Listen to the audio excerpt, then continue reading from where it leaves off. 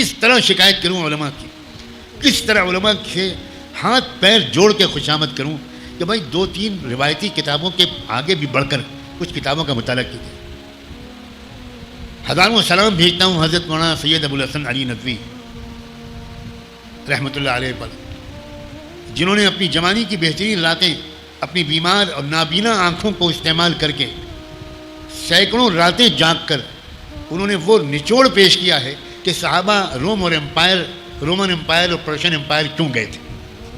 ہمارے علماء کو بھی نہیں معلوم، عوام تو بیچارے کچھ جانتے ہی نہیں۔ جب ایرانی آرمی چیف نے پوچھا حضرت ربیع بن عامر نامی ایک صحابی سے جو اس گروپ میں شامل تھے جو ایرانی عوام کو ظلم سے نکالنے کے لیے گئے تھے، ایران کی حکومت پر قبضہ کرنے کے لیے نہیں گئے تھے، سیاسی انقلاب برپا کرنے کے لیے نہیں گئے تھے،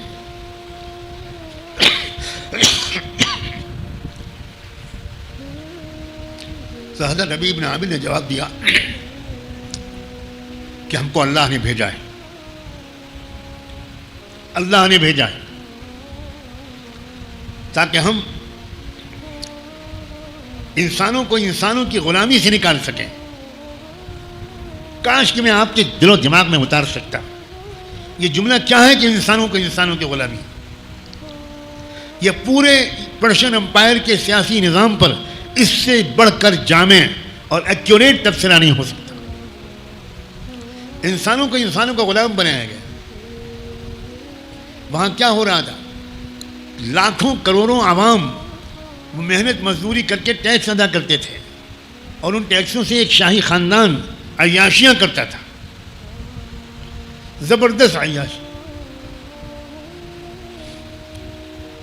سونے کے محلات، سونے کے برتن، سونے کی کرسی میز، سونے کے تخت، سونے کے تاج اور پتہ نہیں کیا کیا زیورات اور کیا تھا شاہی خاندان کے پاس۔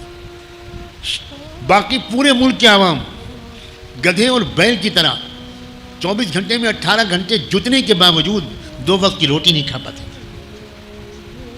ان عوام کو اس ظالمانہ نظام سے نکالنے کے لیے صحابہ گئے تھے، اس لیے کہ انہوں نے اسلام کو سمجھا تھا کہ نظام کی تبدیلی ان کا فرض ہے نماز اور زکوٰۃ کی طرح، بلکہ زکوٰۃ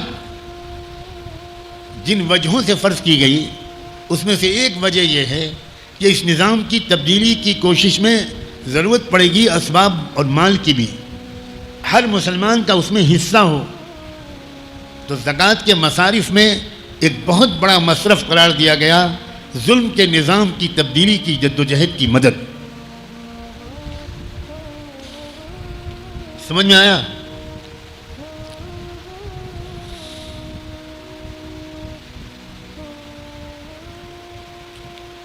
اب کہاں پرشین امپائر اور کہاں مدینہ منورہ؟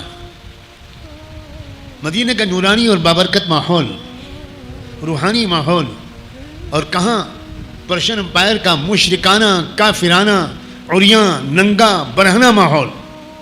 صحابہ مدینہ کے نورانی ماحول کو چھوڑ کر وہاں گئے تاکہ ان مظلوموں کو ظلم سے نجات دلائیں۔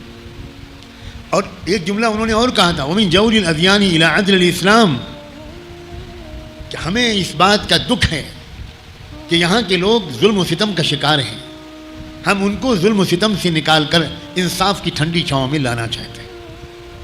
پتہ چلا کہ یہ اسلام کا حصہ ہے، یہ اسلام کا جز ہے، یہ ہر مسلمان کا فریضہ ہے، بحیثیت مسلمان کے بھی اور بحیثیت انسان کے بھی۔